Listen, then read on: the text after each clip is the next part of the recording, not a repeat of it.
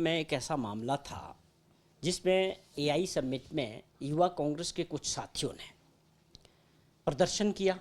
प्रदर्शन AI summit को लेकर नहीं किया था, प्रदर्शन करा था कि जो एग्रीमेंट अमेरिका के साथ जल्दबाजी में जो घोषणा की गई कि अमेरिका और भारत का जो है डील हो चुका है, उस डील में जिस प्रकार से हिंदुस्तान के एग्रीकल्चर सेक्टर को, हॉर्टिकल्चर सेक्टर को, किसानों को, बागवानों को खोल दिया गया, और जो हम पे टैरिफ लगा था वो 18% था और अमेरिका को जो टैरिफ था वो 0 था, और उससे पहले वो टैरिफ 3% था। उस बात का विरोध वो बच्चे वहाँ कर रहे थे। उन्होंने, पहली बात है, मैं साफ तौर पे आपको बता दूं आपके माध्यम से कि वो एआई समिट का विरोध नहीं कर रहे थे।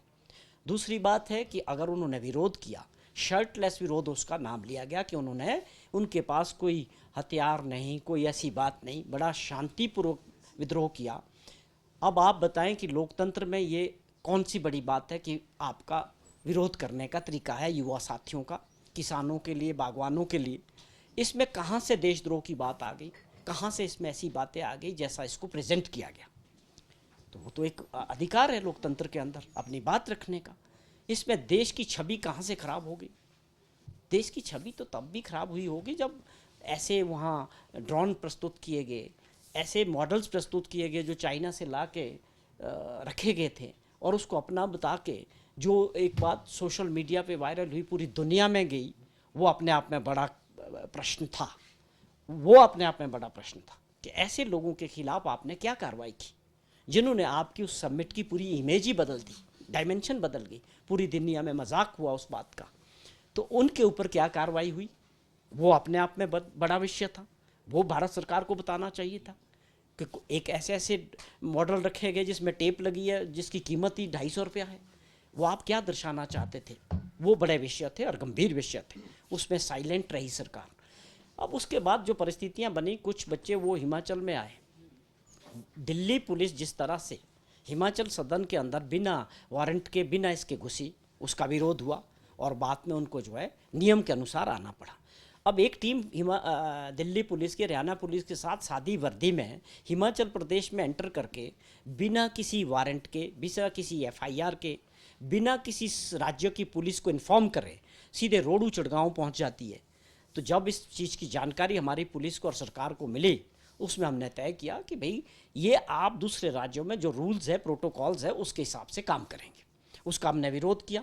उनके ऊपर एफआईआर दर्ज हुई, जिस प्रकार की कार्रवाई उन्होंने लाई। जब उनसे हमने कोर्ट में संपर्क किया तो उनसे हमने पूछा कहाँ एफआईआर आनन फानन में बना रहे हैं, कोई वारंट नहीं था।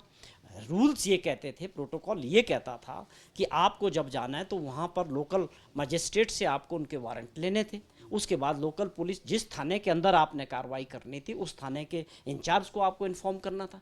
ये एक सेट प्रोटोकॉल है। हिमाचल या पंजाब, हरियाणा, किसी की भी बात करें, जब आप दूसरे राज्यों की पुलिस में जाते हैं तो ये प्रोटोकॉल है। इसमें दिल्ली पुलिस का भी उनको एक फैसला था, संदीप वर्सेस दिल्ली सरकार। उसमें सख्त हदायत थी ये दिल्ली हाई कोर्ट की कि आप जब भी दूसरे राज्यों में जाएंगे तो ये सेट प्रोटोकॉल्स है, आपको ये फॉलो करने पड़े। और वो पुलिस ने नहीं किए थे। जिस प्रकार की वो कार्रवाई कर रहे थे वो गलत थी, गैरकानूनी थी। उसका विरोध हमारी सरकार ने और पुलिस ने किया। उसके बाद जब उन्होंने पूरा प्रोसीजर अडॉप्ट किया, उन बच्चों का मेडिकल हुआ और 3 बजे उनको जो है स्पेशल मजिस्ट्रेट ने उनको ट्रांजिट रिमांड दिया। उसके बाद वो लेके चले गए और वो उसको फेस कर रहे हैं कोर्ट में, दिल्ली में। तो इसमें आप बताएं कि मुझे बड़ा दुख हुआ कि किस प्रकार भाजपा के नेता, खास तौर पे जयराम जी और अनुराग ठाकुर ने जो स्टैंड लिया, वो दिल्ली पुलिस को प्रोटेक्ट करते नजर आए। बहुत हैरानी करने वाली बात थी ये। आप अपने राज्यों के साथ अपनी पुलिस के बजाय आप वकील बन के, दिल्ली पुलिस के वकील बन के मीडिया में जयराम जी इस बात को गलत ठहराने का प्रयास कर रहे हैं कि हमारे लोगों ने फेडरल सिस्टम में गलत काम किया। मैं समझता हूँ ठाकुर जयराम जी हमारे से बड़े भी होंगे। अब मुझे लगता है उनको अपने एडवाइज़र कुछ ढंग का रखना चाहिए जो उनको ठीक सलाह दे कि आप पूरी चीज़ को समझते कि क्या दिल्ली पुलिस का एक्शन कानून के दायरे में था, नियमों के दायरे में था। उसके बाद आप मीडिया में जो भी बात करना चाहते वो करते।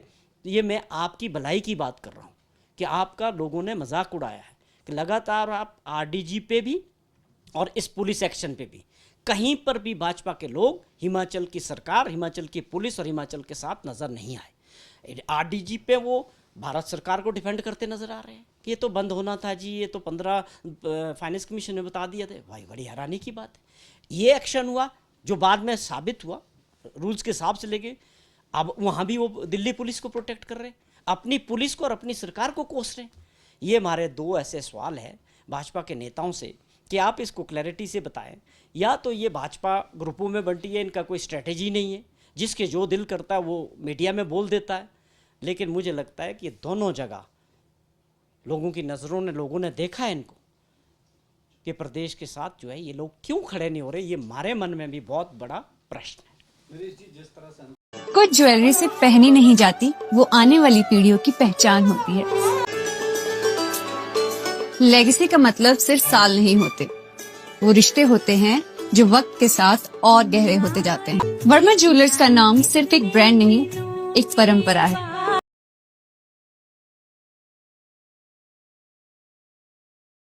जब होली हो खास और तैयारी भी हो जबरदस्त, इस होली चिली चटकारा सोलन में मिल रहा है जबरदस्त डिस्काउंट और स्पेशल ऑफर्स।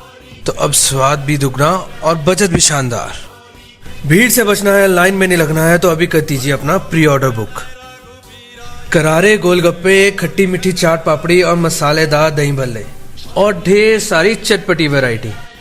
इस होली ठंडक और मिठास का डबल मजा लीजिए स्पेशल कुल्फी फलूदा के साथ। और सिर्फ इतना ही नहीं, हमारे पास अब चाइनीज का भी लुत्फ उठाइए। Momos, chowmein, veg noodle, manchurian जैसी ढेरों वैरायटी। तो इस होली रंग जमकर खेलिए और स्वाद का मजा पहले ही तय कर लीजिए। तो आज ही अपना प्री ऑर्डर बुक करें और अपनी होली को बनाइए और भी खास। चिली चटकारा सोलन, टेस्ट जो बना दे Holi superhit. The mall road, Solan. Namaskar, I'm Alka Bharadwaj, Principal Gurukul International School, Kunihar.